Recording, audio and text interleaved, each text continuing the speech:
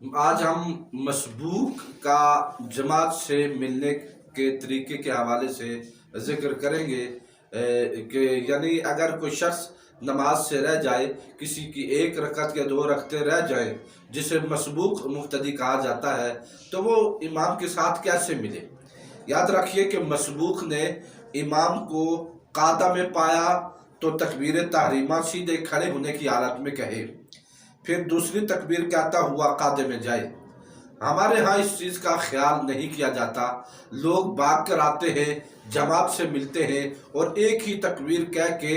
وہ تحریمہ کی بھی تکبیر ہوتی ہے اور اسی تکبیر کے ساتھ رکوع، قاعدے یا سجدے میں امام کے ساتھ مل جاتے ہیں اور جلدی میں ہوتے ہیں تو اس چیز کا خیال نہیں کرتے۔ اس طرح سے درست نہیں ہے کہ آپ آئے، پہلے سیدھے کھڑے ہو کر تکبیر تحریمہ کہیں، پھر دوسری تکبیر کہہ کے وہ رکوع یا جس حالت میں امام ہے اس کے ساتھ ملے گا، اور یہ طریقہ کار ہے امام کے ساتھ ملنے کا۔ پھر دوسری تکبیر کہتا ہوا قاعدے میں جائے گا،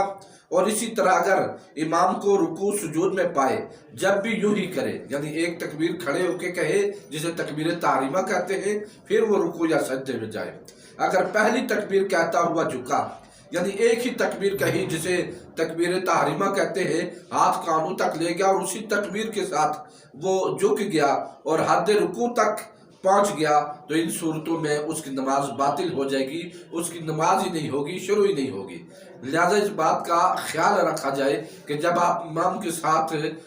دیر سے آئے ہیں اور ملنا چاہتے ہیں تو اطمینان کے ساتھ کھڑے ہو کر پہلے تکبیر تحریمہ کہیں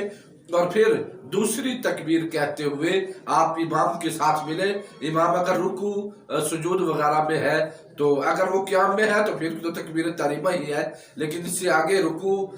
سجدے یا قاعدے وغیرہ میں ہے تو اس صورت میں دوسری تکبیر کہہ کے پھر امام سے ملیں گے تو آپ کی نماز کامل ہوگی۔ اللہ رب العزت ہمیں صحیح معنوں میں دین کو سیکھنے کی توفیق عطا فرمائے۔